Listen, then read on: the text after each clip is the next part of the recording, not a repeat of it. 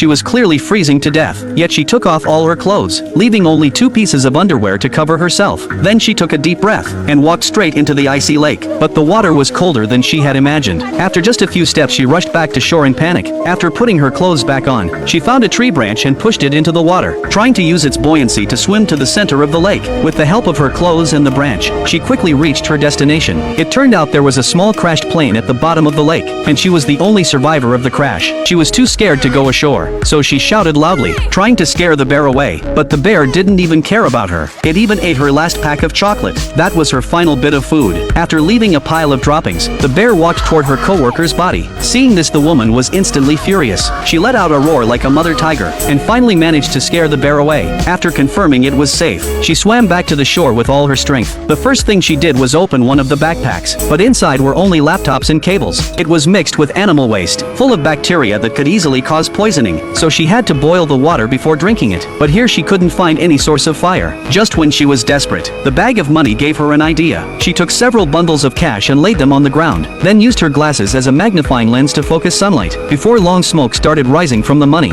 She quickly bent down and blew gently. Thanks to her persistence, she finally managed to start a fire. That made her incredibly happy. She was as excited as a little kid. After all, fire meant the continuation of life. Since she couldn't find food in the water, she decided to try her luck in the forest. After walking for several kilometers, she finally found a bush full of wild fruits, but she didn't eat them right away. Instead, she picked different kinds, put them into bottles, then brought them back to camp to wash and sort. She wasn't sure if those blueberry-like fruits were poisonous, but she was starving to death. She carefully picked one kind to try. After a few chews, she found it tasted fine, so she started eating greedily without hesitation. However, she didn't know those fruits were actually poisonous. She quickly ran back to the bushes and began picking a large amount of black fruits. But then heavy rain suddenly poured from the sky. To avoid catching a cold, she had to stop collecting and ran back to camp to find shelter. Before hiding, she emptied all the bottles she could use and placed them on the ground to collect rainwater, because rainwater was much cleaner than lake water. That way she could save time from boiling water. After preparing everything, she crawled into a tree hole and quietly waited for the rain to stop. She woke up early to pack her things. She stuffed everything useful into one backpack, then set off with a light step, leaving marks along the way. But as she walked, she suddenly noticed a fresh footprint on the ground. Could it be someone else was here? She followed the footprint excitedly, but not long after, she saw her own marks on a tree. Then she realized all those footprints were left by herself.